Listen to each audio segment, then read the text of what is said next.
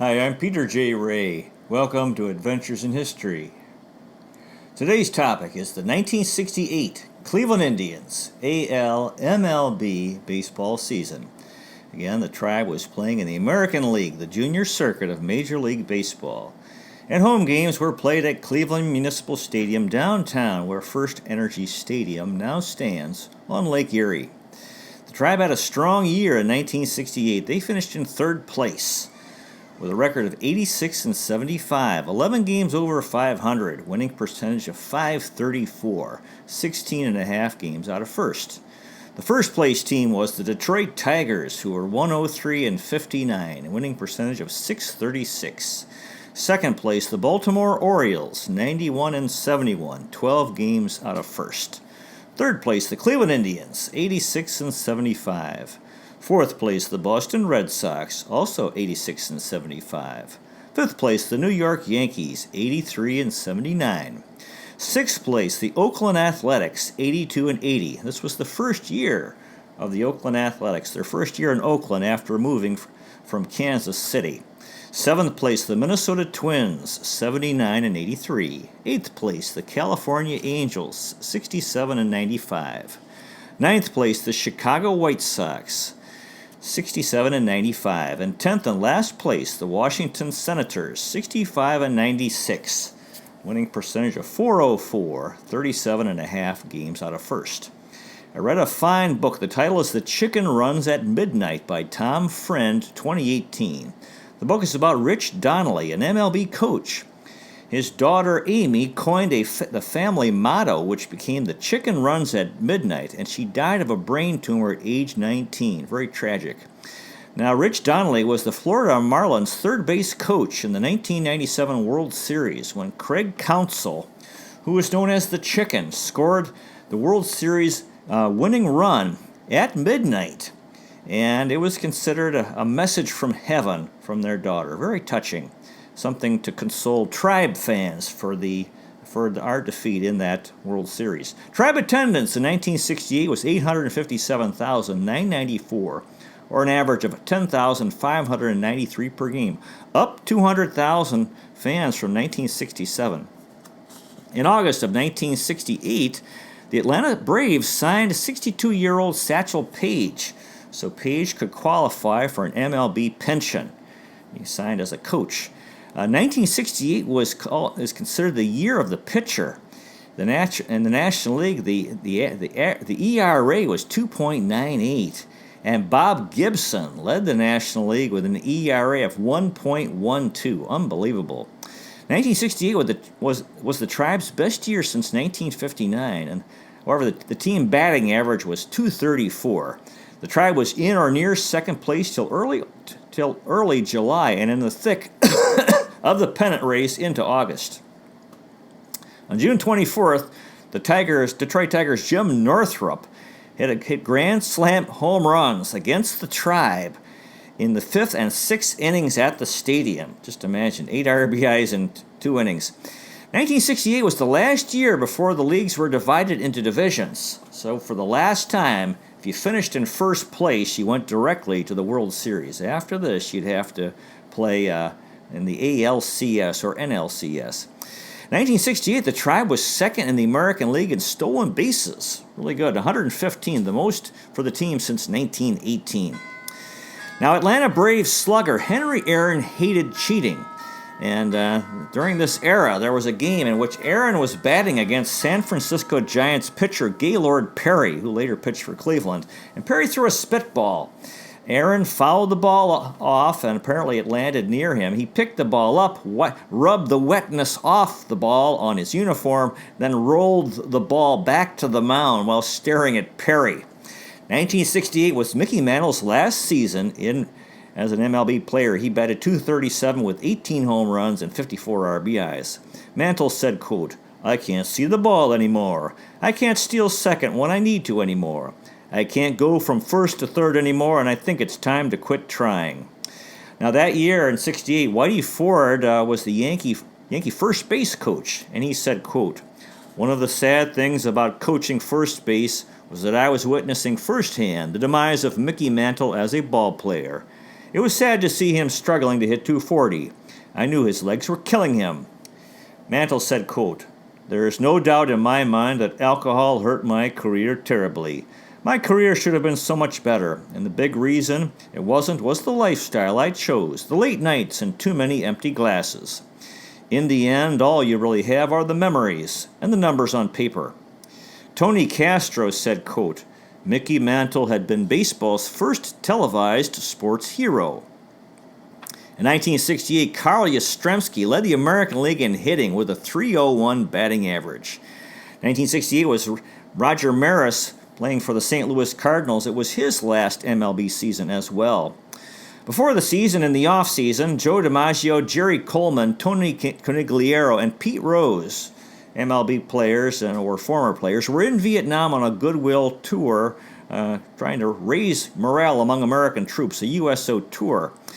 1968, the MLB Players Association and the MLB owners signed a 2-year labor contract, the first collective bargain agreement in baseball.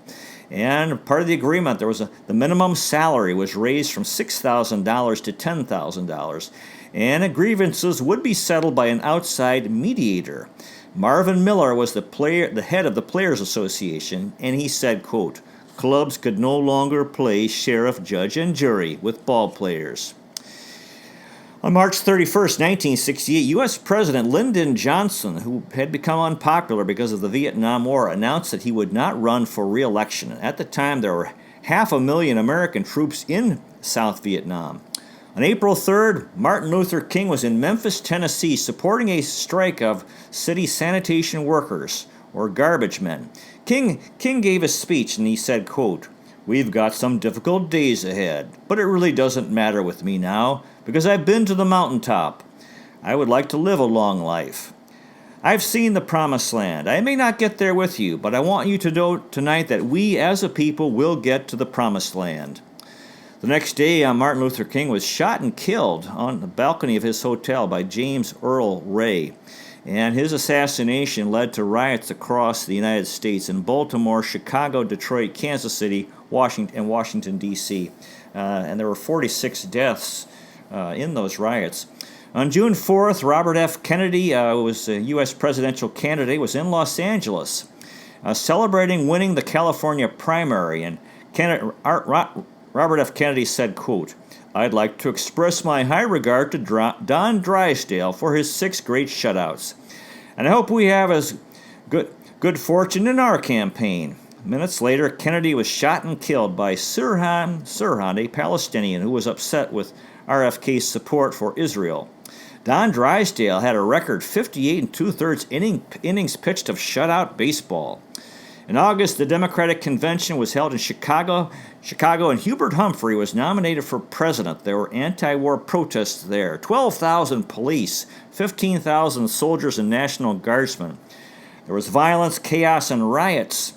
On October 16th, in Mexico City, the Olympics were held, and Tommy Smith and John Carlos, who had won the gold and silver medals in the 200 meters running race, during the national anthem, they bowed their heads and raised black glove fists, saluting black power. The tribe led the American League in ERA in 1968 with an ERA of 2.66. Really good. I'm reading another fine book. The title is The Ultimate Cleveland Indians Time Machine Book by Martin Gitlin, 2019. I met the author. He's a good fellow. The tribe in 1968, because they finished in third place, each player received $900 of the World Series money. I read another fine book, The Summer of '68, The Season That Changed Baseball in America Forever by Tim Wendell, 2012. Early in the '68 season, Jim Catfish Hunter threw a perfect game for the Oakland A's, the first in the American League in 46 years. 1968 was the 100th year of pro baseball, going back to the 1869 Cincinnati Reds. In May of 1968, Senators Frank Howard had a record 10 home runs in 6 games. Now, going back after the death of Martin Luther King, Robert F. Kennedy got the news when he was campaigning in Indianapolis, and he was talking to an African-American crowd, and he said, quote, "Let us dedicate ourselves to what the Greeks wrote so many years ago, to tame the savageness of man and make gentle the life of this world. Let us dedicate ourselves to that and say a prayer for our country and for our people. Now, as I said, there were riots in hundreds of American cities after the death of Martin Luther King, but not in Indianapolis. Now, there had been a major riot in Detroit in 1967, the worst in the country. Tigers announcer Ernie Harwell said, quote, "In 1968, there were still plenty of people who thought the city was going to burn to the ground." Tigers pitcher Mickey Lolich said, quote, "I had some friends in the police. They were in the city and had a good feel for what was going on. They told us to keep winning, that things were smoldering, like how it is before it starts burning all over again. But if we could keep winning, then things may not explode, like they had the year before." 1968, the All-Star Game was held at the Houston Astrodome, the first time the All-Star Game was played indoors. The All-Star break, the Tribe was in second place, 9.5 games out of first. On July 14th, Henry Aaron of the Atlanta Braves hit his 500th career home run. He joined the 500 home run club, which included Willie Mays, Eddie Matthews, Mel Ott, Ted Williams, Mickey Mantle, Jimmy Fox, and Babe Ruth. Now in June at Tiger Stadium, Boston outfielder Ken Hawk Harrelson had hit 2 home runs, and fans were throwing stuff at him, including a cherry bomb which exploded 10 feet over his head. He later wore a helmet in the outfield. And at the end of the game, Harrelson was playing in a very short right field, trying to stay away from the fans in the stands. In August, the Yankees were losing a game to the Tigers, and to save his bullpen, Yankee manager Ralph Houck brought in Rocky Colavito. Colavito pitched shutout baseball, and the Yankees rallied to win the game, and Colavito was the winning pitcher, 6-5. On September 19th, Mickey Mantle was near the end of his career, and Denny McLain wanted to help Mantle hit a home run. He told Mantle he was going to throw a pitch right over the plate, not slow pitch, and Mantle hit his 535th home run, and when he hit one more for his career.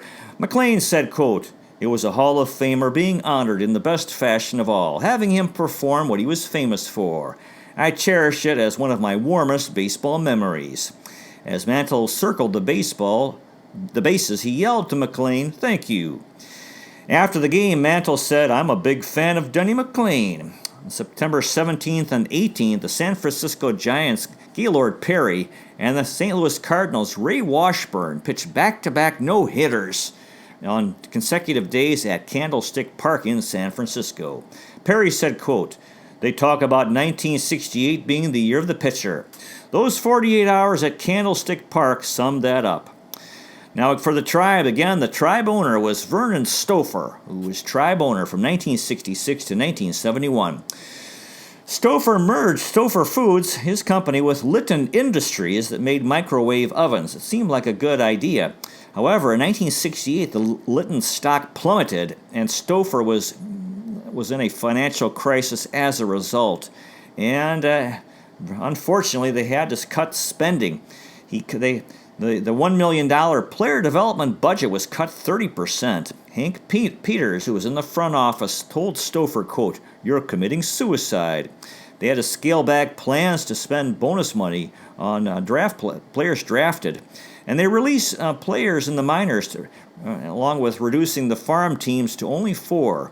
The number of scouts employed by the Tribe was also reduced from 24 to 9. Jack Torrey wrote, quote, "Pathetic numbers. The Indians could not possibly compete." Bob Kennedy said, quote, "Good scouts are the basis of any organization." So the scouts, if they found a good prospect, they would not be able to offer bonus money to close the deal. Very unfortunate. Vernon Stouffer. Gabe Paul was back as Tribe general manager. Paul was the head of the Tribe ownership group from 1963 to 1966, and the Tribe GM from 1961 to 1973, and from 1978 to 1984. Hank Peters said, quote, "Gabe Paul used to give guys a suit of clothes when they pitched a shutout. In 1968, we had the best-dressed pitching staff in the league." Gabe Paul's daughter, Jenny Paul, wrote in her book, quote, "Among the many things Dad and Howard Cosell shared were a Jewish heritage, a love for baseball, and daughters who aspired to careers that ran parallel to their father's. My dad had the intelligence and mental preparation of a championship ball player, and the emotional availability of a closed book. Gabe Paul. Herb Score was back as a Tribe broadcaster on WERE radio. He moved from television to radio, and Herb Score was a Tribe player from 1955 to 1959 and a Tribe TV and radio broadcaster from 1964 to 1997. Herb Score. Bob Neal was his partner on WERE radio. Neal was a Tribe TV and radio broadcaster from 1952 to 1953 and from 1957 to 1972. Bob Neal. Harry Jones was back on WJW-TV as a Tribe TV broadcaster. Harry Jones was a Cleveland Plain Dealer reporter from 1940 to 1947 and a Cleveland Plain Dealer sports writer from 1947 to 1960 and a Tribe TV and radio broadcaster from 1961 to 1976. Harry Jones. Mel Allen was Jones' new partner on WJW-TV. Mel Allen was born in 1913 in Birmingham, Alabama, and died in 1996 in Greenwich, Connecticut at age 83. His name at birth was Melvin Allen Israel, and he changed it to Mel Allen, took away his last name. He went to the University of Alabama. Allen was best known for his tenure as the play-by-play announcer of the New York Yankees. The peak of his career was the 1940s, 50s, and 60s. He was the most prominent baseball broadcaster, and his voice was familiar to millions. He was called the voice of the Yankees. He was the first host of This Week in Baseball. He called Game 7 of the 60 series of the 1960 World Series when Bill Mazeroski hit his walk-off home run. He was the public address announcer for the University of Alabama Crimson Tide football games. His favorite expression was, "How about that?" after an outstanding play by the home team. 1939, he was Yankee announcer. The Yankee announcer Garnet Marks twice mispronounced the sponsor of the broadcast, Ivory Soap, and calling them Ovary Soap, and he got fired, and Mel Allen replaced him. 1940, Lou Gehrig was sick and dying from the disease that now bears his name, and he talked to Mel Allen. He said, quote, "Mel, I never got a chance to listen to your games before because I was playing every day. But I want you to know they're the only thing that keeps me going." And after that, Mel Allen wept. The Second World War, Mel Allen was in the U.S. Army. He worked for Armed Forces Radio. Allen called 22 World Series. One of his favorite expressions was, "There's a drive. Hit deep to right. That ball is going, gone." Allen broadcast 14 Rose Bowls, 2 Orange Bowls, 2 Sugar Bowls. In the NFL, he broadcast for the Washington Redskins and the New York Giants and the Miami Dolphins. And for college football, the Miami Hurricanes, also the Milwaukee Braves in 1965, and the Tribe in 1968. He also appeared in the movies The Babe Ruth Story, The Flamingo Kid, The Naked Gun, Born on the 4th of July, and Needful Things. Mel Allen. Alvin Dark was the new Tribe manager in 1968. Dark was a Tribe manager from 1968 to 1971. Dark was born in 1922 in Comanche, Oklahoma, and died in 2014 in Easley, South Carolina at age 92.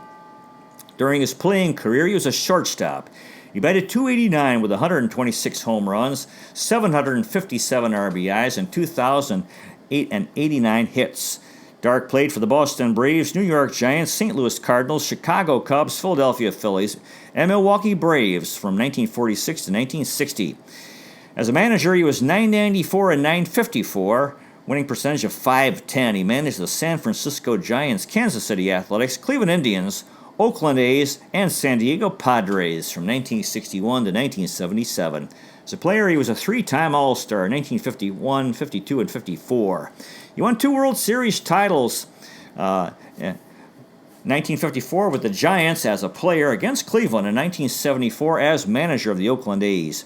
He was the National League Rookie of the Year in 1948. He also won a National League title with the Boston Braves in 1948. They called him Blackie and the Swamp Fox.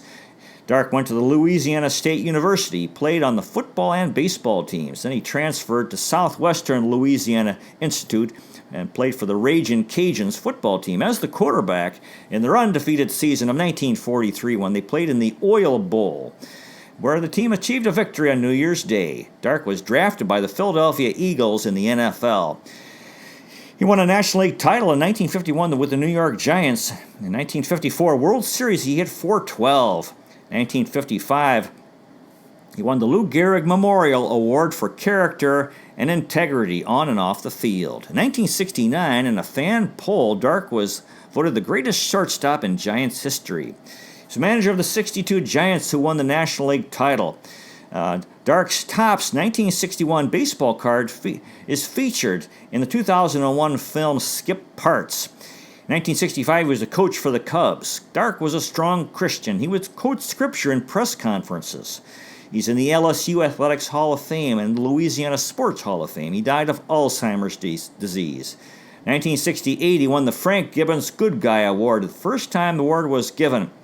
Dark was the opposing shortstop in 2 World Series the Tribe played in, the Boston Braves in '48 and the New York Giants in '54. Jack Torrey wrote, quote, "In his first year in Cleveland, Alvin Dark crafted a swift team that won with stolen bases and outstanding pitching. Fans loved his unorthodox approach. He once switched pitcher Sam McDowell to second base while he brought in a right-handed batter. That taken care of, Dark returned McDowell to the pitcher's mound." I'm reading a fine book. The title is When in Doubt, Fire the Manager, My Life and Times in Baseball by Alvin Dark and John Underwood, 1980. John Underwood wrote, quote, "Alvin Dark has experienced and been shaped by poverty, ambition, World War, Leo DeRocher, parenthood, prejudice, slander, acclaim, disgrace, infidelity, divorce, Charlie Finley, cruelty, controversy, embarrassment, exoneration, Reggie Jackson, success, failure, ostracism, racism, and the liberal press." Alvin Dark said, quote, "I consider myself a serious student of the game. From the time I was old enough to realize I wanted to stay in baseball forever, I've wanted to manage in the big leagues. I've thought about it, dreamed about it, studied it up and down and sideways. I've analyzed every position, every situation, every baseball tactic known to man. I had to think it was the route God gave me. I believe He gives us each a certain talent to develop, and mine happened to be baseball. What shrewd moves were necessary to get a 2-time loser canned in Cleveland? I had to work at that one because the owner was about the sweetest man I've ever known, Mr. Vernon Stouffer. Mr. Stouffer had made a lot of money in frozen foods and knew absolutely nothing about baseball, which is no reason to fault him. How much do the rest of us know about frozen foods? I think Mr. Stouffer would have made me his lifetime manager in baseball. We had a great relationship. So what did I do? First, I took Gabe Paul's job away from him. Gabe was the general manager and about as good as you'll find in the game, as the Yankees discovered. But in Cleveland, I decided I wanted to be manager and general manager, be in charge on the field and in the office, wear the biggest britches I could find. Then, having performed this act of lunacy, I systematically alienated just about every member of the press, radio, and television corps in Greater Cleveland. I want to tell you, I really had to work at it. Dark was hired by the Oakland A's in 1974. Dark said, quote, "The A's had just won 2 straight world championships, and as the owner Charlie Finley made it plain, a near-sighted orangutan could lead them to a third. A manager can't manage until he learns to manage himself. Part of my problems was that I never had what you call exemplary control of my temper. Baseball managers are a peculiar breed. They have to be. It takes a peculiar person to crave all that aggravation, to be willing to pass up the credit for his team's success, and accept blame for its failures and shortcomings, and to put up with the second-guessers. Going in, the odds are all against him. 26 teams, 1 champion, 26-1. He had a discipline issue with Reggie Jackson in 1974 with the Oakland A's. Dark did not find Reggie, and he said to a reporter, "I have a verse for you out of Corinthians. Love endureth all things, believeth all things. I'm going to believe Reggie." When Dark went to LSU, as I said, Louisiana State University, he lettered in football, basketball, and baseball. In December of '45, Dark was in the Marines, U.S. Marines in China during the Chinese Civil War. Spent 4 months there and then returned to the U.S. And the Marines who replaced his unit afterward were ambushed and massacred by the Communists. Regarding the 1948 Boston Braves and the World Series, Dark said, quote, "We weren't good enough to beat Cleveland in the World Series. The Indians had fantastic pitching, Bob Feller, Bob Lemon, Gene Bearden, Steve Gromek, and took the series in 6 games. You can't win a World Series with only 2 good pitchers, even if their names are Warren Spahn and Johnny Sane. It's asking too much of the rain. I believe courage is second only to ability in being a good hitter. I'd made up my mind that if I ever got a chance, I would be an active manager. I'd stand up in the dugout and see what was going on. I would be involved. I had experienced too many managers who sat there and watched the game go by, leaving nothing more to mark their time than a few spots of tobacco on the ground. And then when the game was over said, "Well, boys, we'll get them tomorrow." The crux of managing is in the handling of pitchers. As Giants manager in 1962, Dark said, quote, "I was up on the edge of the dugout, 1 foot on top of the step. That's where I'd sworn to be, and that's where I stayed. The San Francisco writers said I looked like George Washington crossing the Delaware River. They weren't being complimentary, but I wasn't embarrassed." After losing the 1962 World Series in 7 games when Willie McCovey lined out with runners on second and third in a 1-run game, Dark said, quote, "As a Giant, it was my last swing on the brass ring, a bittersweet ending to a very sweet season.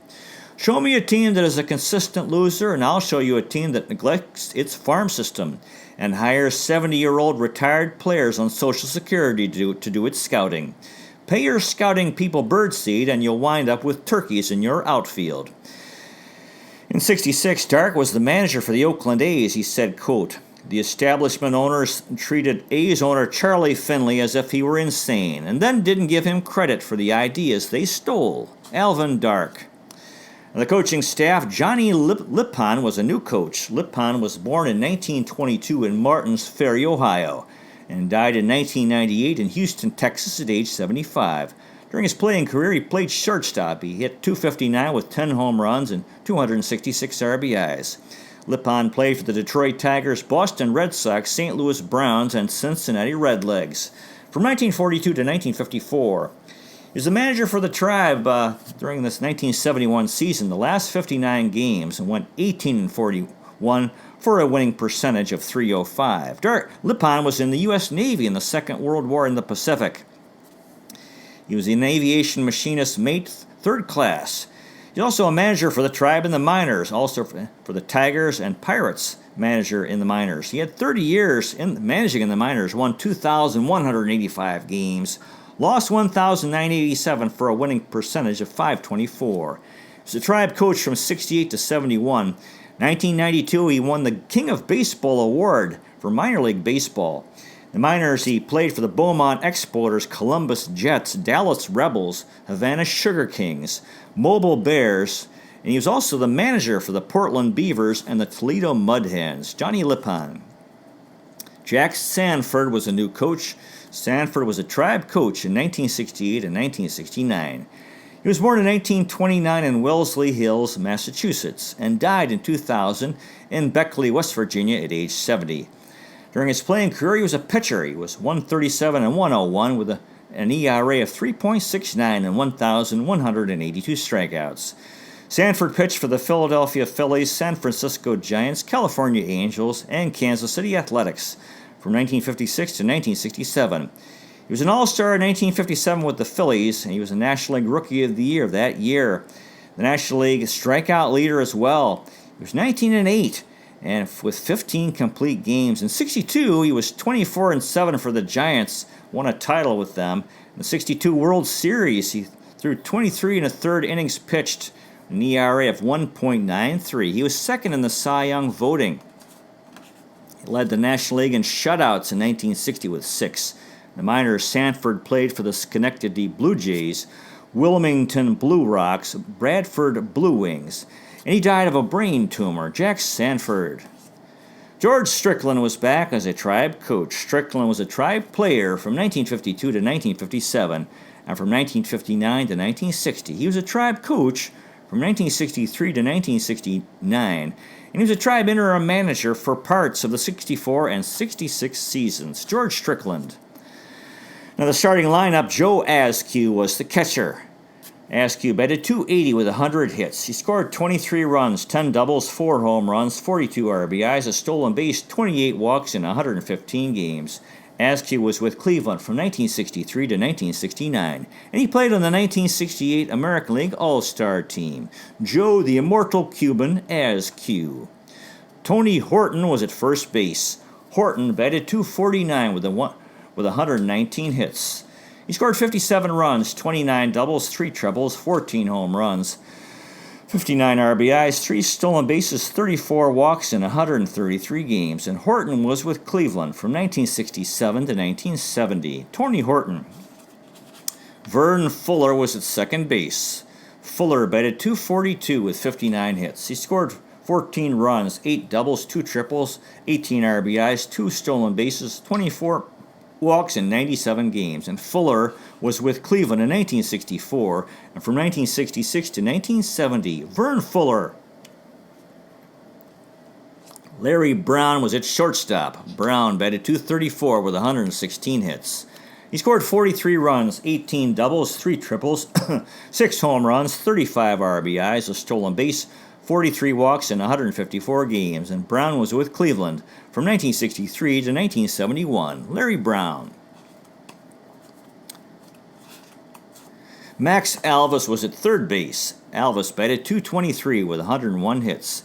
He scored 38 runs, 17 doubles, 3 triples, 8 home runs, 37 RBIs, 5 stolen bases, 41 walks, 91 strikeouts in 131 games, and Alvis was with Cleveland from 1962 to 1969. Max Alvis. Lee May was in left field. May batted .281 with 84 hits.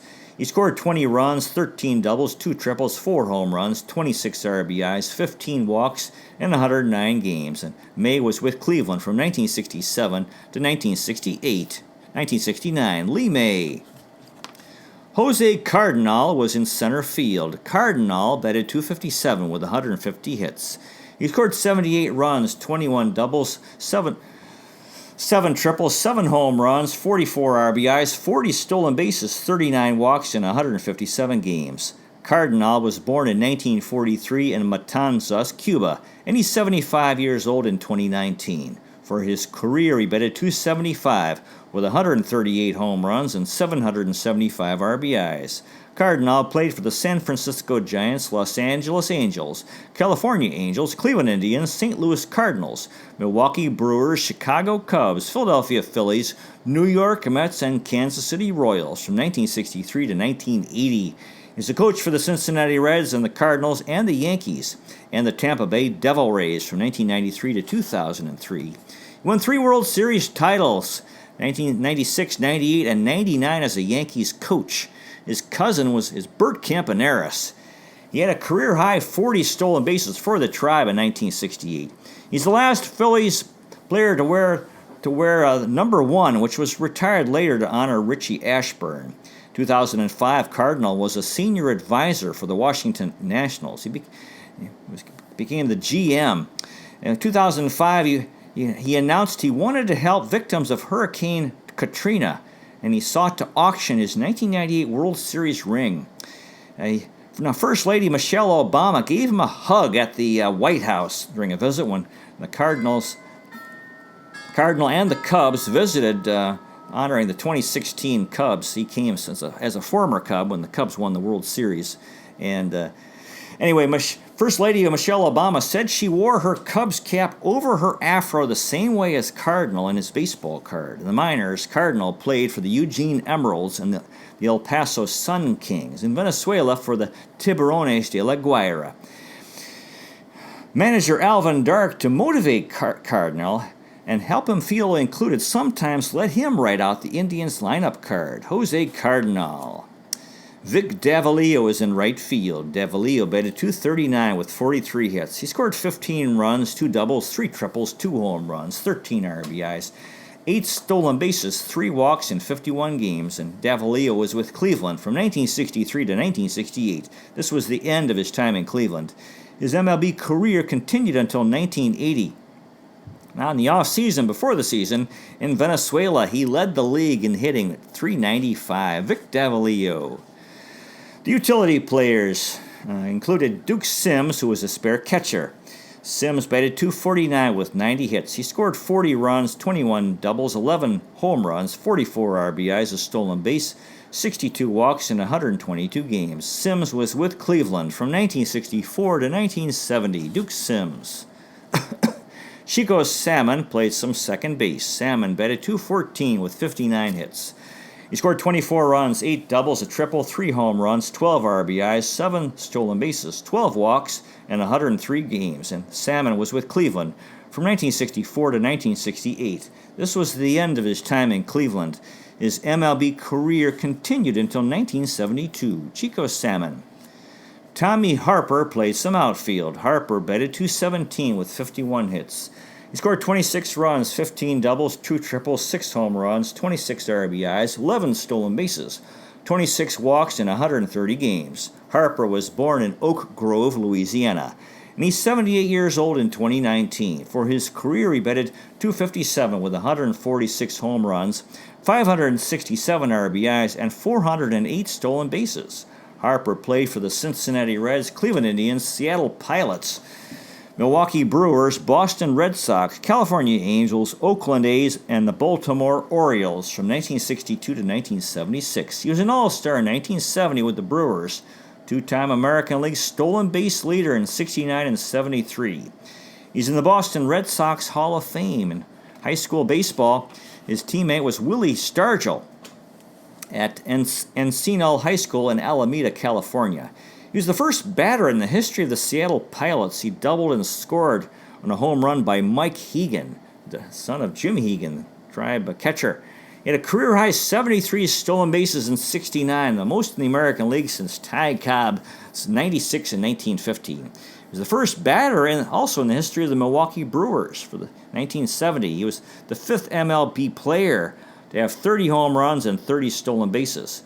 1973 with the Red Sox, he had 54 stolen bases, which was a team record broken by Jacoby Ellsbury in 2009. Harper was a coach for the Red Sox and Expos. In the minors, he played for the Santa Rosa Bear Cubs and Topeka Reds. Tommy Harper. Russ Snyder played some right field. Snyder batted .281 with 61 hits. He scored 30 runs, 8 doubles, 2 triples, 2 home runs, 23 RBIs, a stolen base, 25 walks in 68 games. Snyder was born in 1934 in Oak, Nebraska, and he's 85 years old in 2019. For his career, he batted .271 with 42 home runs and 319 RBIs. Snyder played for the Kansas City Athletics, Baltimore Orioles, Chicago White Sox, Cleveland Indians, and Milwaukee Brewers. From 1959 to 1970, he won a World Series title in 1966 with the Orioles. He's an unsung hero of the '66 World Series. On September 22nd, he had a diving catch to help the Orioles clinch the pennant. In the World Series in Game 1, he had a dramatic lunging catch to save 2 runs from scoring. 1959, he was the 3rd in the American League Rookie of the Year voting. After he retired, he worked in soil conservation. In the minors, he played for the Binghamton Triplets, Birmingham Barons, McAllister Rockets, New Orleans Pelicans, Portland Beavers, and Quincy Gems. Russ Snyder. Lou Johnson played some outfield. Johnson batted .257 with 52 hits. He scored 25 runs, 11 doubles, a triple, 5 home runs, 23 RBIs, 6 stolen bases, 9 walks in 65 games. Johnson was born in 1932 in Lexington, Kentucky, and he's 86 years old in 2019. For his career, he batted .258 with 48 home runs and 232 RBIs. Johnson played for the Chicago Cubs, Los Angeles Angels, Milwaukee Braves, Los Angeles Dodgers, Cleveland Indians, and California Angels from 1960 to 1961. He won a World Series title in '65 with the Dodgers. They called him Sweet Lou.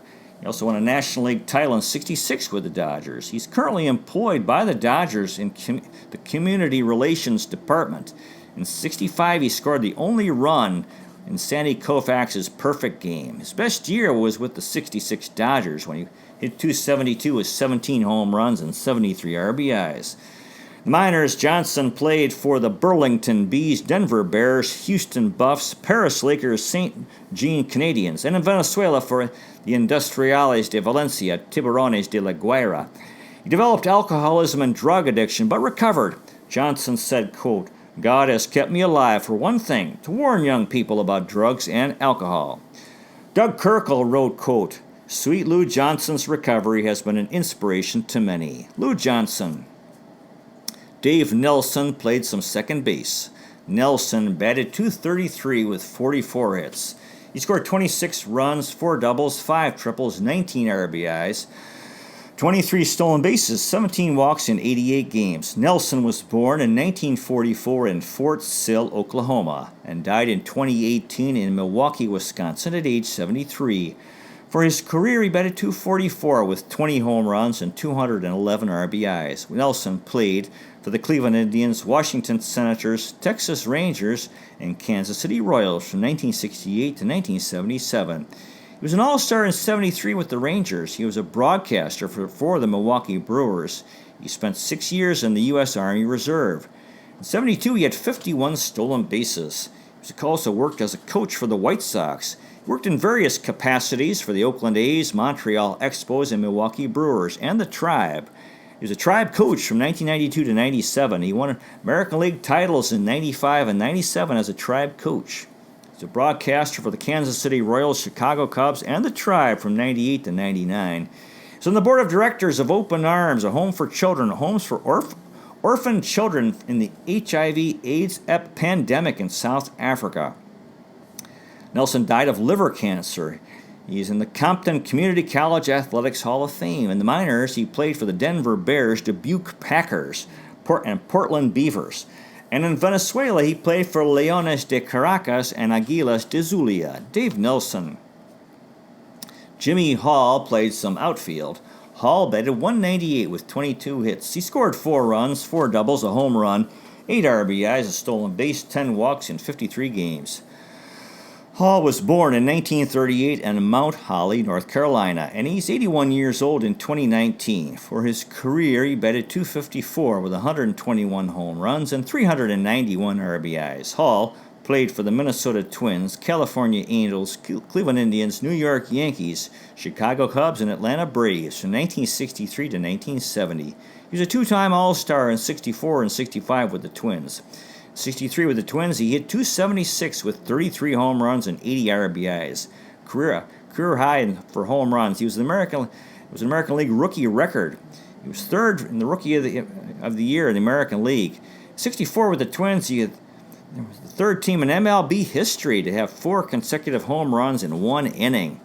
It was May 2nd, Twins against the A's. Tony Oliva, Bob Allison, Hall, and Harmon Killebrew hit home runs. He won an American League title in '65 with the Twins. In the minors, he played for the Hawaii Islanders and Superior Senators. Jimmy Hall. Billy Harris played some second base. Harris batted .213 with 20 hits. He scored 10 runs, had 5 doubles, a triple, 3 RBIs, 2 stolen bases, 8 walks in 38 games. Harris was born in 1943 in Hamlet, North Carolina, and he's 75 years old in 2019. For his career, he batted .218 with 3 RBIs. Played for the Cleveland Indians and Kansas City Royals in '68 and '69. He went to the University of North Carolina, Wilmington, and played for the Seahawks baseball team. Billy Harris. Richie Scheinblum batted .218 with 12 hits. He scored 3 runs, had 5 doubles, 5 RBIs, 5 walks in 19 games. Scheinblum was with Cleveland in 1965, and from 1967 to 1969, Richie Scheinblum. Jose Vidal was a utility player. Vidal batted .167 with 9 hits. He scored 5 runs, had 2 home runs, 5 RBIs, 3 stolen bases, 2 walks in 37 games. Vidal was with Cleveland from 1966 to 1968. This was the end of his time in Cleveland. His MLB career continued until 1971. Jose Vidal. Leon Wagner played some outfield. Wagner batted .184 with 9 hits. He scored 5 runs, had 4 doubles, 6 home runs, 6 walks in 38 games. And Wagner was with Cleveland from 1964 to 1968. This was the end of his time in Cleveland. His MLB career continued until 1969. Leon Daddy Wags Wagner. Willie Smith was a utility player. Smith batted .143 with 6 hits. He scored a run, had 2 doubles, 3 RBIs, 3 walks in 33 games. He also did a little pitching, had no decisions, and an ERA of 0.002 games, 5 innings pitched, 0 earned runs allowed, and 1 strikeout. Smith was with Cleveland from 1967 to 1968. This was the end of his time in Cleveland. His MLB career continued until 1971, and he played professional baseball in Japan until 1973. Willie Smith. Lou Klimchak played some infield. Klimchak batted .133 with 2 hits and 15 at-bats. He had 3 RBIs, a walk, in 11 games.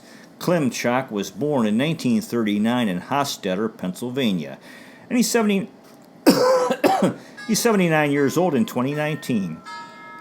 For his career, he batted .232 with 13 home runs and 69 RBIs. Klimchak played for the Kansas City Athletics, Milwaukee Braves, Washington Senators, New York Mets, and Cleveland Indians from 1958 to 1970.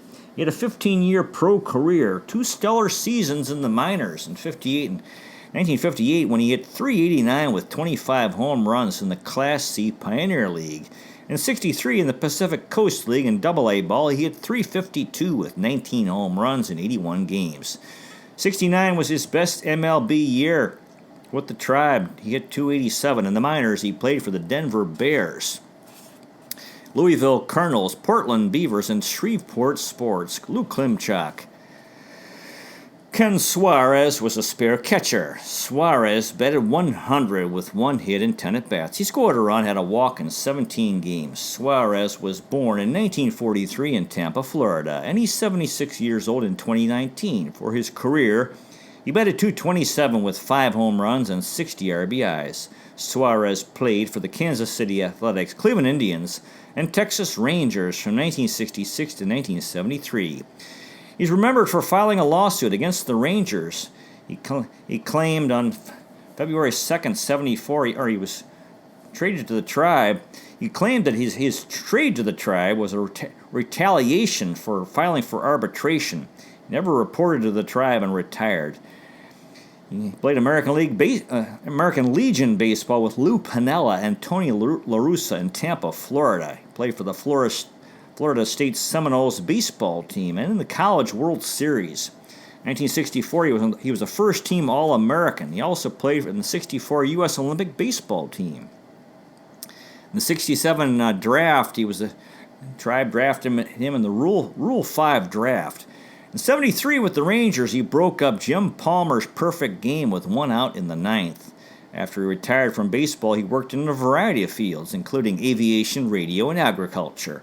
In the minors, he played for the Birmingham Barons, Lewiston Bronx, Mobile A's, Portland Beavers, Wichita Arrows, Denver Bears. And Suarez is married to Al Lopez's niece, Irene. Al Lopez, the former Tribe manager. Ken Suarez. Lou Piniella played some left field. Piniella batted 5 times. He did not have a hit. He scored a run, had an RBI in 6 games. Piniella was born in 1943 in Tampa, Florida, and he's 75 years old in 2019. For his career, he batted .291 with 102 home runs and 766 RBIs.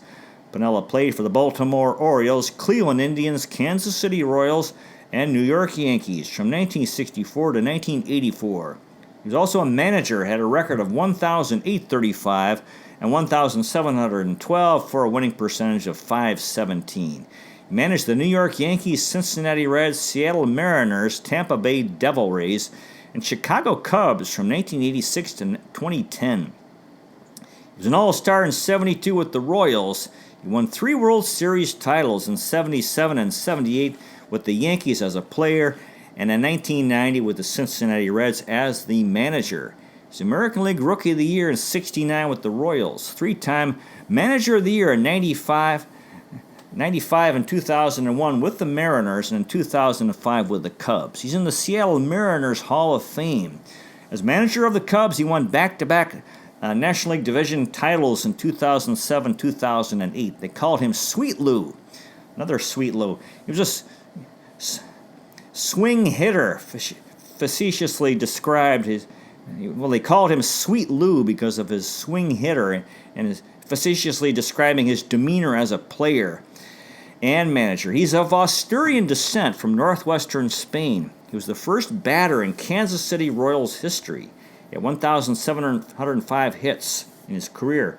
As a coach for the Yankees, 2001 manager for the Mariners team that won a record tying 116 games. He appeared in the 1994 movie Little Big League. In the minors, Piniella played for the Elmira Pioneers, Selma Cloverleafs, Tampa Spartans, and in Venezuela for the Tiburones de la Guaira.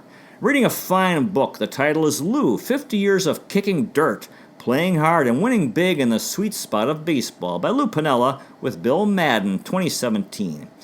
Lou Piniella said, quote, "One of my everlasting fond memories was meeting and being befriended by Rocky Colavito. Rocky took me to dinner and made me feel at home. Made me feel like I was a big leaguer even though I wasn't, and that was a big thrill." In 67 in the minors, his manager was Johnny Lippon, who installed a punching bag in the dugout to help guys like Piniella and others to release their frustrations instead of breaking things. In 68 in the minors, Piniella ran into the outfield wall so hard and he separated his shoulder.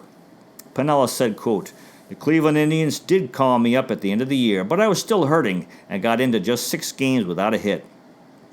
1970, Piniella was playing for the Kansas City Royals, and his manager was Joe Gordon at the start of the season, who had been a Tribe player and manager, who resigned during the season. Piniella said, quote, "I was sorry to see Joe Gordon go." Later they hired Bob Lemon to manage that team, and Piniella said, quote, former Tribe pitcher Bob Lemon knew all aspects of the game. He also knew how to handle players, and by his calm but firm demeanor, gained our immediate respect. Lou Piniella said, quote, "George Steinbrenner was the man who would have the most profound influence of anyone, even my parents, on my life." In the minors, Piniella has struck out in a game. He lost his temper, climbed under the bench, this playing for Portland, and asked his teammates to kick him. Stan Williams said, quote, "Lou was not a tool guy. He couldn't run. He had an average arm. But Lou was the type of guy who got 150% out of his ability. Being fair to the Cleveland Indians, that part was a little hard to scout, because you don't really know what's inside guys. But if you'd watched Lou much, you'd have known."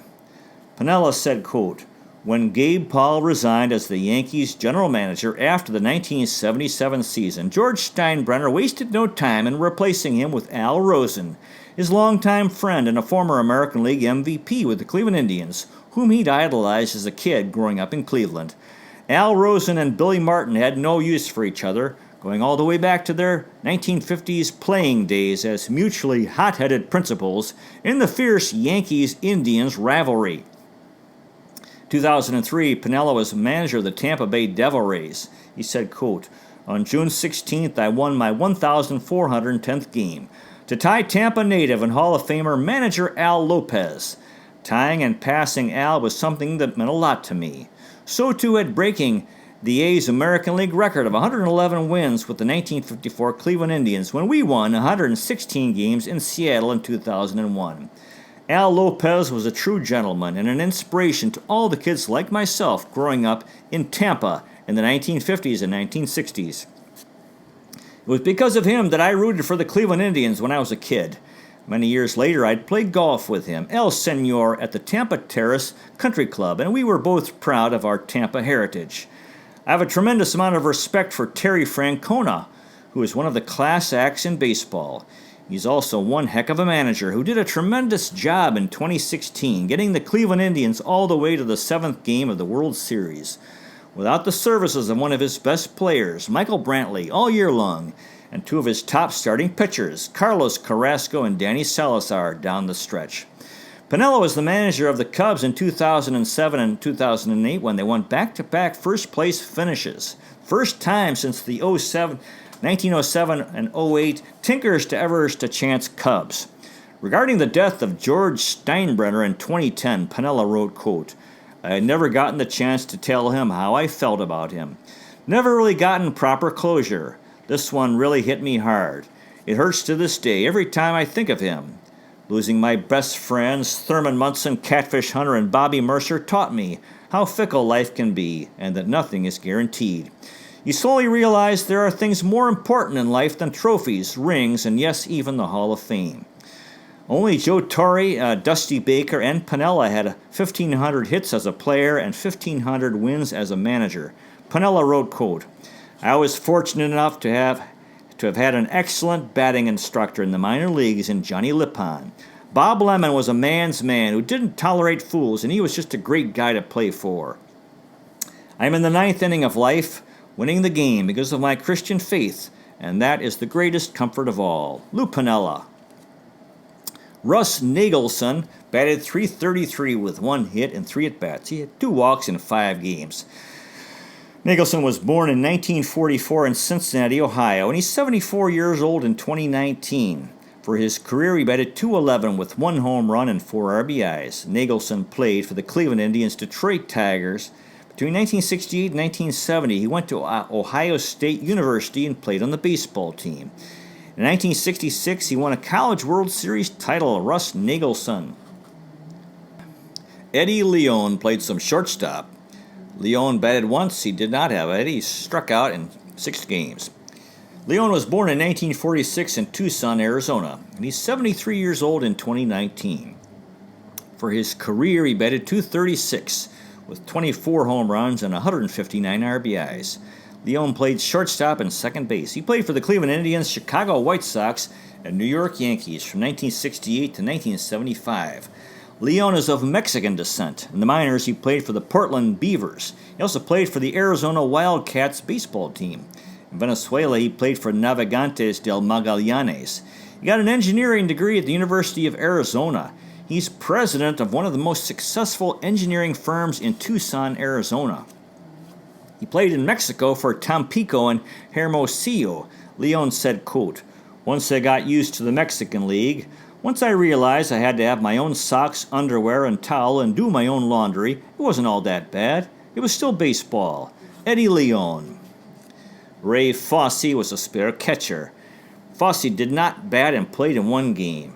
Ray Fosse was with Cleveland from 1967 to 1972 and from 1976 to 1977. Ray Fosse. Now, the pitching staff was anchored by the ace pitcher, Louie Tiant, who was 21-9. He led the American League with an ERA of 1.60. Unbelievable.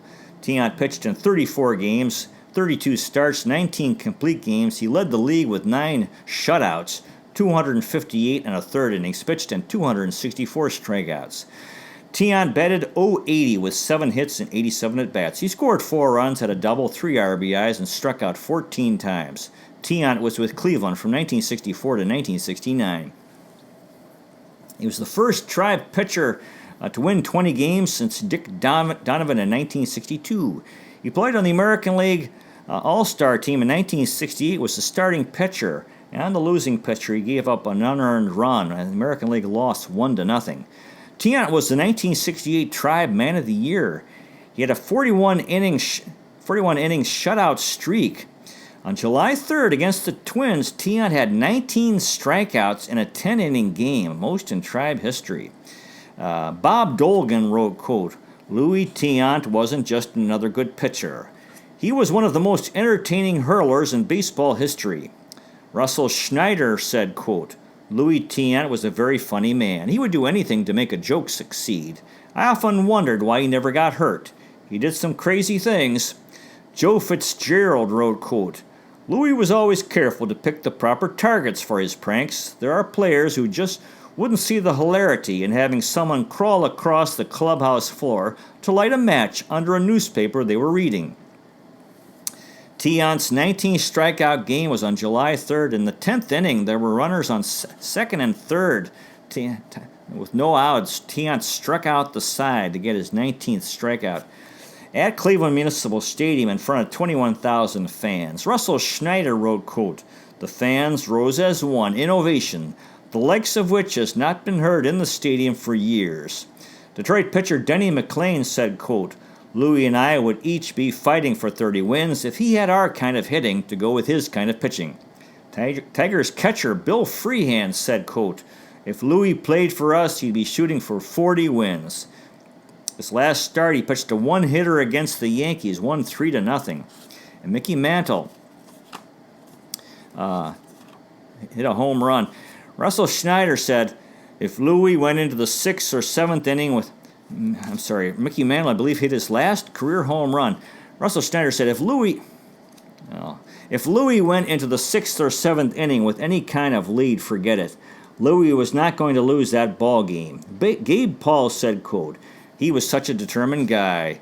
He was always, the hit was by Mantle, not a home run. Louie always seemed to be reaching for that something extra that nobody else could get.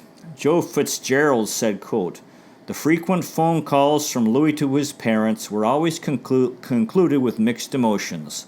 While it was good to talk with them again, to be brought up to date on happenings back home in Cuba, and to tell them everything they wanted to know about the grandchildren they had never seen, the goodbyes invariably left him heartsick, for they only served to underscore his tremendous sense of loss, and to fan anew his hidden fears that he'd never see or embrace either parent again. His mother was watching him pitch in the All-Star game on television in Cuba, and she said, quote, I watched you on the television, and all the while I watched you I cried because I wanted to reach out and touch you, and I couldn't. Joe Fitzgerald said, quote, Louie cried too as he listened. In October of '68, Louie Tiant's mother was able to get a visa, and she flew to Mexico City, and they had a very wonderful reunion. However, at the end of January, she returned to Cuba. Joe Fitzgerald said, quote, in an instant, Louie, now she's talking about when she arrived early in October. In an instant, Louie was standing in the hallway, sobbing uncontrollably as he wrapped his mother in his arms. And regarding returning, she decided to go back to Cuba, and she said, quote, I can't leave your father alone, not after all our years together. Joe Fitzgerald wrote, quote, years later, their tearful farewell remained indelibly etched in his mind. Saul Wisnia wrote, quote, with thoughts never far from his aging parents trapped in Fidel Castro's Cuba, El Tiante was peerless as a competitor. It seemed at times like he had the weight of the world atop his strong, overworked shoulders, but he still managed to be a revered and hilarious teammate, as well as a dedicated father, son, and husband.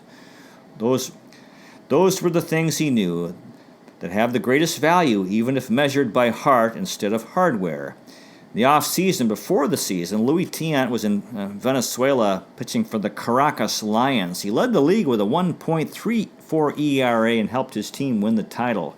Regarding the '68 Tribe, Tiant wrote, quote, there was a lot of energy around the team and a lot of new faces besides the coaching staff. The Indians had picked up speedy young outfielders, Tommy Harper and Jose Cardenal, who would make our lineup one of the fastest in baseball. Regarding his 19-strikeout game on July 3rd, when it was in the 10th inning, a scoreless game, quote, Tribe fans were on their feet when I came out to start the top of the 10th. Maybe the loudest I ever heard them at Cleveland Stadium. We never made the World Series, but I was thinking this must be what it sounded and felt like. Mickey Mantle said, quote, he's the toughest pitcher in the league to follow. You think he's throwing from one direction, and all of a sudden he's throwing from another. Frank Howard said, quote, I still have nightmares about that pitch of his. To me, standing there in the batter's box, it seemed like he threw everything at me but the ball. In Tiant's 9 losses in '68, the Tribe scored a total of 12 runs. He had a one hitter to end the season. Again, Mickey Mantle had a single. It was the last hit of Mantle's career. Tiant's 1.60 ERA was a Tribe record, which broke Stan Kowaleski's team record set in 1917 of 1.82. Tim Wendell wrote, quote, by the close of 1968, Louie Tiant would seemingly come out of nowhere to establish himself alongside Bob Gibson, Don Drysdale, Mickey Lolich, and Denny McClain as one of the best pitchers, best hurlers in the game. Louie Tiant. Sam McDowell was 15-14 with an ERA of 1.81, 38 games, 37 starts, 11 complete games, 3 shutouts, 269 innings pitched, and 283 strikeouts. McDowell batted .153 with 13 hits. He scored 5 runs, had 6 RBIs, 3 walks, and struck out 35 times. McDowell was with Cleveland from 1961 to 1971. He played on the 1968 American League All-Star team. McDowell had set an American League record of 30 strikeouts in 2 consecutive starts. McDowell said, quote, 1968 was the most fun I ever had in baseball. There was so much competition among the pitchers. One guy would throw a shutout, then you'd want to do it. If Tiant threw a 4-hitter, then I wanted to throw a 3-hitter. If Sonny Siebert struck out 14, I was going for 16. All of our key pitchers threw hard. We could knock the bats right out of people's hands. Sudden Sam McDowell. Sonny Siebert was 12-10 with an ERA of 2.97, 31 games, 30 starts, 8 complete games, 4 shutouts, 206 innings pitched, and 146 strikeouts. Siebert batted .157 with 11 hits. He scored 2 runs, 3 doubles, 6 RBIs, a walk. He struck out 23 times in 33 games. Siebert was with Cleveland from 1964 to 1969. Vern Fuller said, quote, Sonny Siebert didn't throw as hard as Sam McDowell, but no one did. Sonny was a dedicated, well-conditioned athlete. Sonny Siebert. Stan Williams was 13-11 with an ERA of 2.50, 44 games, 24 starts, 6 complete games, 2 shutouts, 9 saves, 194 and a third innings pitched, and 147 strikeouts. Williams batted .161 with 9 hits. He scored 3 runs, had a double, 5 RBIs, 4 walks, and struck out 30 times. Williams was with Cleveland in 1965, and from 1967 to 1969. Now, the Tribe was the hottest team in the American League in May. On May 21st, the Tribe was in second place, a game and a half behind Detroit. And Stan Williams said, quote, the pitchers have lost their second division thinking. This is going to be a hell of a race, and our guys are beginning to get the feeling we can be a part of it. Williams won the 1968 Gordon Cowldick Golden Tomahawk Award. Stan Williams. Steve Hargan was 8-15 with an ERA of 4.15, 32 games, 27 starts, 4 complete games, 2 shutouts, 158 and a third innings pitched, and 78 strikeouts. Hargan batted .176 with 9 hits. He scored 3 runs, had a double, an RBI, a walk, and struck out 15 times. Hargan was with Cleveland from 1965 to 1972. He pitched a 1-hitter on April 24th for the Tribe, a 2-0 victory against Detroit. Steve Hargan. Vicente Romo was the closer. Romo was 5-3 with an ERA of 1.62, 40 games, 1 start, 12 saves, 83 and a third innings pitched, and 54 strikeouts. Romo batted .143 with 2 hits and 14 at-bats and struck out 3 times. He was born in 1943 in Santa Rosalia, Baja California, Sur, Mexico, and he's 76 years old in 2019. For his career, he was 32-33 with an ERA of 3.36, 416 strikeouts, and 51 saves. Romo pitched for the Los Angeles Dodgers, Cleveland Indians, Boston Red Sox, Chicago White Sox, and San Diego Padres from 1968 to 1982. He's in the Mexican Baseball Hall of Fame. He was a relief pitcher, and he had an extensive career in Mexico, 25 seasons from 62 to 86. He's the brother of Enrique Romo, also an MLB pitcher. They called him Huevo, which is egg in Spanish. In the MLB, he had 52 saves. In Mexico, he was 182 and 106. He had the best ERA in Mexican history for pitchers who pitched at least 2,000 innings. 2.49 ERA. In the minors, he played for the Portland Beavers. Mexico, he played for Azules de Coatzacoalcos, Cafeteros del Cordoba, Diablos Rojos del Mexico, Leones de Yucatan, Tigres de Aguas Caliente, and Tigres del Mexico. Vicente Romo. Eddie Fisher was another relief pitcher. Fisher was 4-2 with an ERA of 2.85, 54 games, 4 saves, 94 and 2/3 innings pitched, and 42 strikeouts. Fisher batted 12 times, did not have a hit. He had 1 walk and struck out 4 times. Fisher was born in 1936 in Shreveport, Louisiana, and he's 83 years old in 2019. For his career, he was 85-70 with an ERA of 3.41, 812 strikeouts, and 82 saves.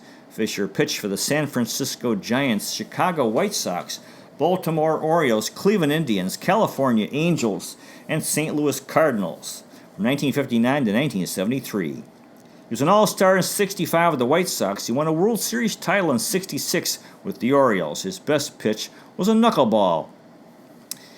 He started 63 games, although he pitched in 690 games, so mostly a relief pitcher. In 65, he was fourth in the American League in MVP voting. He's 92nd all-time in MLB in games pitched, 690. The minors, he played for the Corpus Christi Giants and Phoenix Giants. Eddie Fisher. Mike Paul was 5-8 with an ERA of 3.93. 36 games, 7 starts, 3 saves, 91 and 2/3 innings pitched, and 87 strikeouts.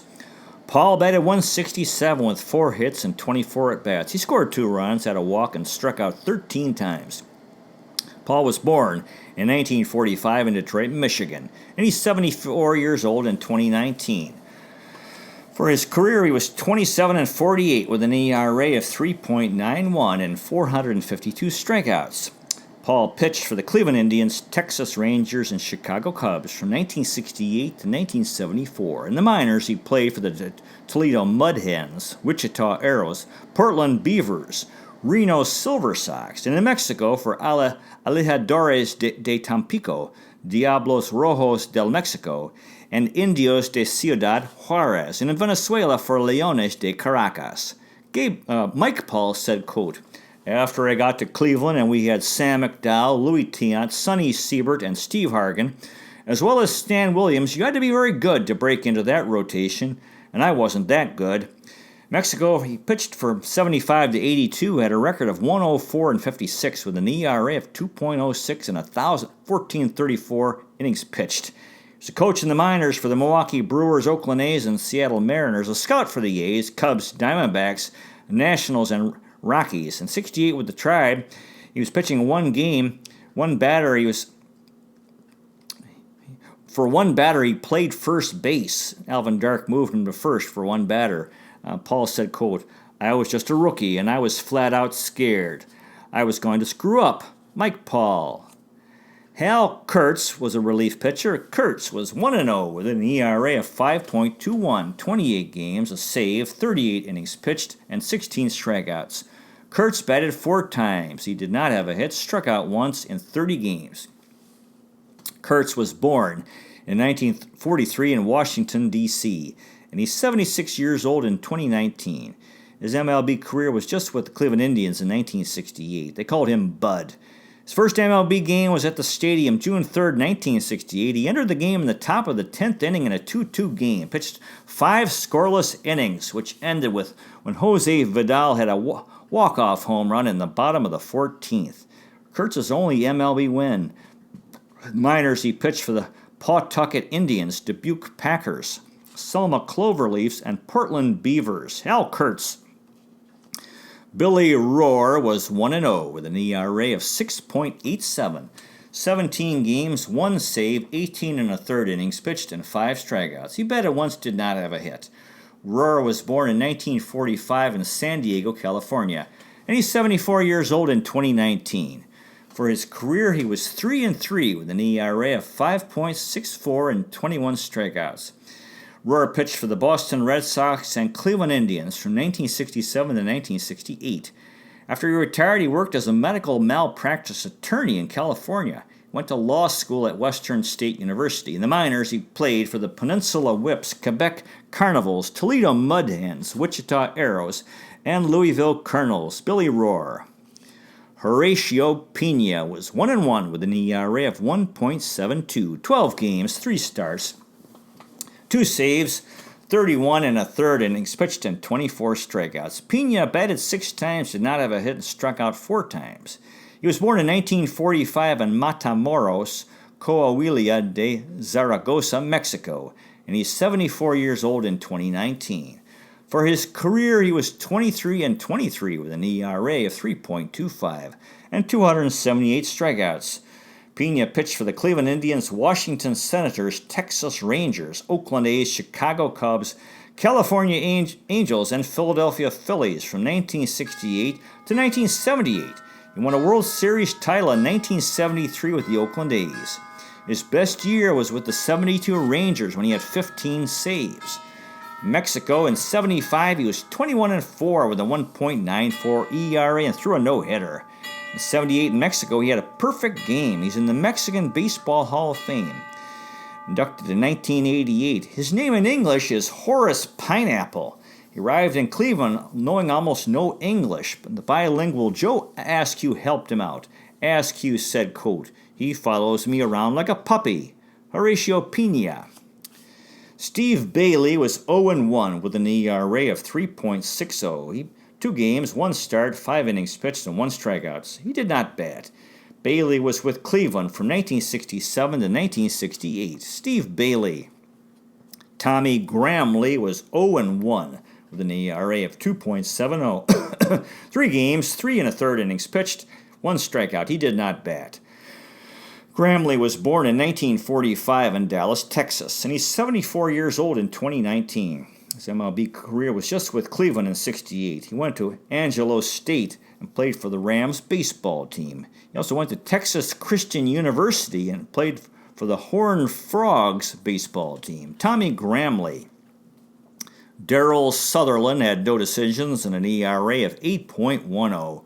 3 games, 3 1/3 innings pitched, and 2 strikeouts. He did not bat. Sutherland was born in 1941 in Glendale, California, and he's 77 years old in 2019. For his career, he was 5-4 with an ERA of 4.78 and 50 strikeouts. Sutherland pitched for the New York Mets and Cleveland Indians from 1964 to 1968. His brother Gary Sutherland was also an MLB player. He was 6'4", 169 pounds, a very lanky guy. Career batting average of .238, very good for a pitcher. In the minors, he played for the Buffalo Bisons, Portland Beavers, Bakersfield Bears, and Jacksonville Suns. Darryl Sutherland. Rob Gardner had no decisions at an ERA of 6.75. 5 games, 2 1/3 innings pitched, and 6 strikeouts. He did not bat. Gardner was born in 1944 in Binghamton, New York, and he's 74 years old in 2019. For his career, he was 14-18 with an ERA of 4.35 and 193 strikeouts. He pitched for the New York Mets, Chicago Cubs, Cleveland Indians, New York Yankees, Oakland A's, and Milwaukee Brewers from 1965 to 1973.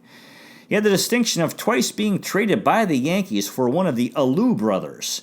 Just prior to the 68 season, he was traded to the Tribe by the Cubs for Bobby Tiefenauer. Before the 71 season, Gardner was traded by the Yankees to the Oakland A's for Felipe Alou. After the 72 season, he was back with the Yankees and traded back to the A's for Matty Alou. In the minors, he played for the Buffalo Bisons, Evansville Triplets, Portland Beavers, Syracuse Chiefs, Tucson Toros, and Wilson Tobbs, and Venezuela for the Tiburones de la Guaira. And finally, Mike Hedlund had no decisions, and an ERA of 10.80, 3 games, 1 2/3 innings pitched, and 2 earned runs allowed. He did not bat.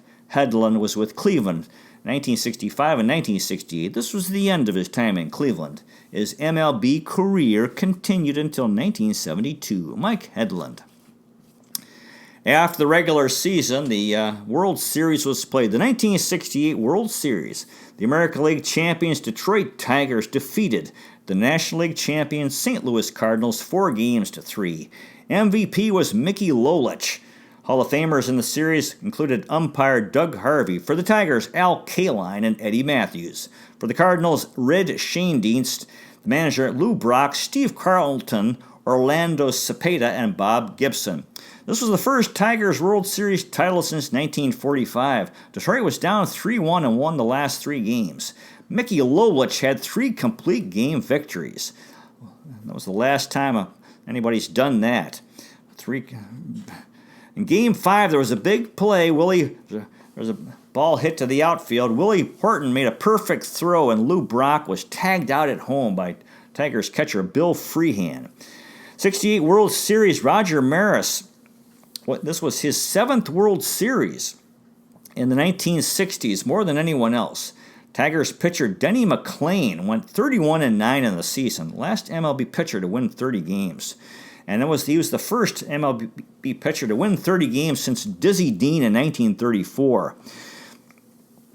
In Game 1, the Cardinals' Bob Gibson had 17 strikeouts for a World Series record.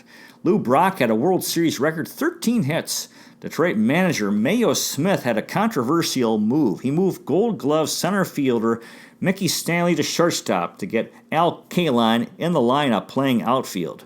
For the World Series, the Tigers realized that Lou Brock, when he would score from second base on a single, since he was so fast, outfielders rarely threw home, and Brock had gotten into the habit of not sliding and even slowing down, so they believed it was possible to throw out Brock at the plate, which they did. Game 2, Tigers starting pitcher Mickey Lolich had hit his first and only home run of his career. Game 5, with the Cardinals up 3-1, they got in the first inning they had a 3-0 lead, which partly based on a 2-run home run by Orlando Cepeda.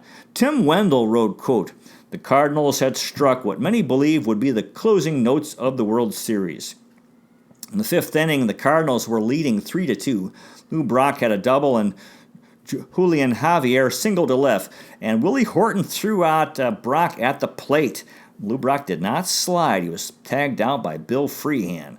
Tigers won that game 5-3. Then they returned to St. Louis for Games 6 and 7.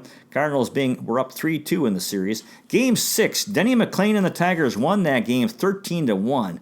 Tigers scored 10 runs in the 3rd inning, including a Jim Northrup grand slam. That tied up the series 3-3, setting up Game 7. Mickey Lolich against Bob Gibson. Bottom of the 6th, it was scoreless. Lou Brock had a single.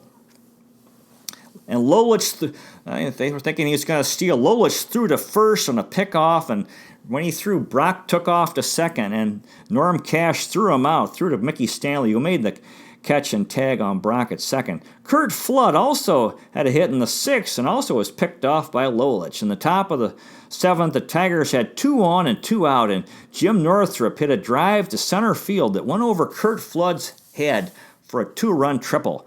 In the 9th inning, the last out was by Tim McCarver, who popped out to Bill Freehan. And the Tigers won Game 7 4-1 and to win the World Series. And again, Lolich pitched a complete game. Mickey Lolich said, quote, "I guess I'm an unlikely hero. Pot belly, big ears, just a steady guy who shows up every day and gets the job done as best he knows how." Now that Mayo Smith move, moving Mickey Stanley from center field to shortstop and getting Kaline in the lineup. Kaline batted .379 with 2 home runs and 8 RBIs.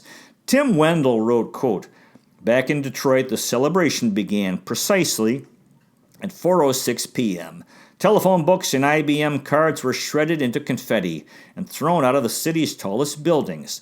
The ticker tape rained down on the revelers below, and many fans gathered up the celebratory fodder and tossed it again up into the air." Joe Falls wrote, quote, "My town, as you know, had the worst riot in our nation's history in the summer of 1967, and it left scars which may never fully heal. 1968 was a year when an entire community, an entire city was caught up in a wild, wonderful frenzy." Michael Ondach wrote, quote, "The events of art reach us too late, travel languorously like messages in a bottle. Only the best art can order the chaotic tumble of events." Now the MVPs for 1968 in the American League, Denny McLain for the Detroit Tigers. In the National League, Bob Gibson of the St. Louis Cardinals. And the Cy Young Award winners, Denny McLain in the American League and Bob Gibson in the National League. So Denny McLain and Bob Gibson were both MVPs and Cy Young Award winners. So that's the story of the 1968 Cleveland Indians. They had a strong year in the year of the pitcher, the last time you could finish in first and go directly to the World Series. God bless the guys who played for the Cleveland Indians in 1968 and everyone else associated with the team, including the fans, especially the Second World War veterans, Korean War veterans, and Vietnam War veterans.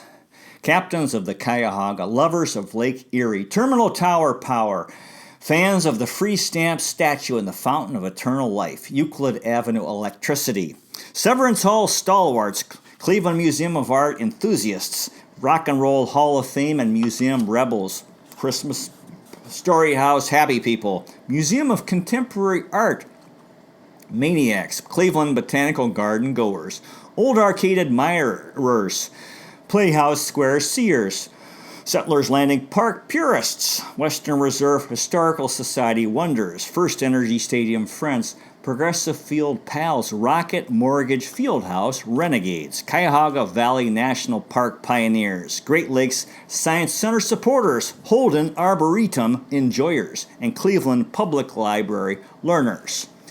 Tribe, Browns, Cavs, Monsters, Gladiators, and Fusion rule. And in memory, Spiders, Bulldogs, Rosenblums, Barons, Rams, Crusaders, Force, Crunch, Lumberjacks, and Rockers rule. Cleveland, City of Champions. Cleveland is the best location in the nation on the north coast of America. New York is the Big Apple. Cleveland is a plum. It's been 71 years since 1948. This is our year. Tribe's playing great. Go Tribe. Thank you so much for watching. You might consider checking out our website, Adventures in History with Peter J. Ray at peterjray.com. Thanks again for watching. I really appreciate it. God bless you. Take care. And I'll see you next time.